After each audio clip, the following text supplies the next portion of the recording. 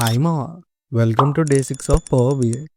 ఈ రోజు వీడియోలో మనం ribbon chart and multi card rows గురించి తెలుసుకుందాం. దానికన్నా ముందు మన ఛానల్ సబ్స్క్రైబ్ చేసి వీడియోని లైక్ చేయమావా అండ్ బెల్ ఐకాన్ ఆన్ చేయడం మాత్రం మర్చిపోకు.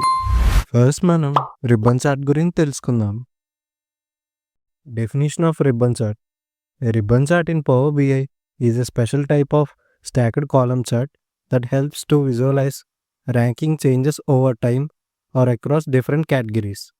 It is useful when you want to track which category has the highest value at each time point and how rankings shift over time. అంటే ribbon చార్ట్ని మెయిన్గా ర్యాంకింగ్ని display చేయడానికి మనం use చేస్తామా. ఏ రీజన్లో ఏ టైంలో highest are lowest ర్యాంక్లో ఉందని తెలుసుకోవడానికి దీన్ని మెయిన్గా యూజ్ చేస్తాం. ఫస్ట్ నీ దగ్గర ఉన్న పీసీ ఆర్ ల్యాప్టాప్లో పవర్ బిఐ అప్లికేషన్ ఓపెన్ చేయి. నేను ప్రీవియస్ వీడియోస్లో యూజ్ చేసిన డేటా సెట్ని ఇప్పుడు కూడా యూజ్ చేస్తున్నా. అదే శాంపిల్ స్టోర్ డేటా.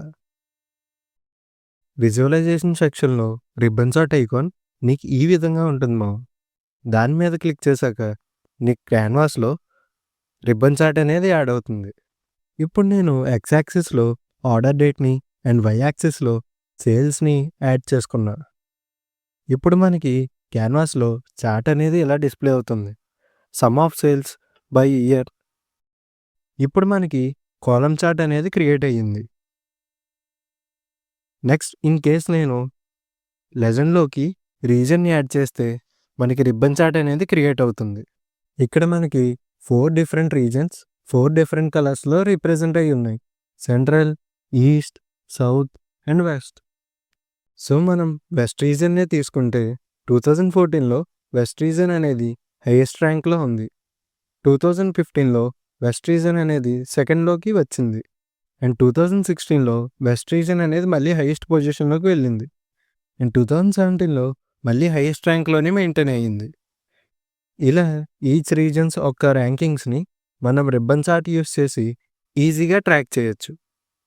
అండ్ అలాగే సపోజ్ నాకు ఈచ్ రీజన్ రిబ్బన్ మీద వాల్యూస్ అనేవి డిస్ప్లే అవ్వాలంటే అప్పుడు నేను విజువలైజేషన్ సెక్షన్లో ఫార్మాట్ యువర్ విజువల్స్లో డేటా లేబుల్స్ అనే ఆప్షన్ని ఆన్ చేస్తారు. ఇప్పుడు నాకు చార్ట్ వాల్యూస్ అనేవి డిస్ప్లే అవుతాయి.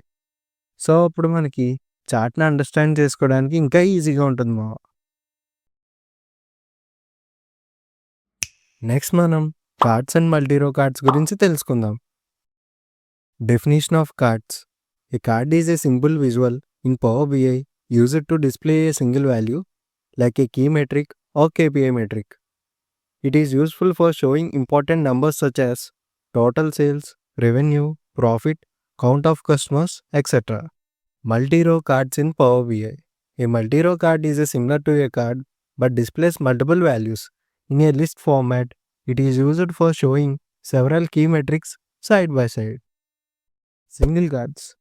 Single cards in మనం values like total sales, profit, revenue లాంటి సింగిల్ వాల్యూస్ని హైలైట్ చేసి డిస్ప్లే చేయడానికి యూస్ చేస్తాం మావా. Multiple card rows. Multiple card రోస్ని మనం మల్టిపుల్ వాల్యూస్ని సైడ్ బై సైడ్ ఆర్ ఆర్డర్గా డిస్ప్లే చేయడానికి యూస్ చేస్తాం మావా. ఇప్పుడు నీకు ప్రాక్టికల్గా చూపిస్తాను చూడు. సింగిల్ కార్డ్ ఐకాన్ నీకు ఈ విధంగా ఉంటుంది మావా. దాని మీద క్లిక్ చేశాక నీ క్యాన్వాస్లోకి కార్డ్ అనేది యాడ్ అవుతుంది. దీంట్లో మనం సింగిల్ వాల్యూని మాత్రమే యాడ్ చేయగలం. ఫస్ట్ సపోజ్ నేను సమ్ ఆఫ్ ప్రాఫిట్ని డిస్ప్లే చేద్దాం అనుకున్నా.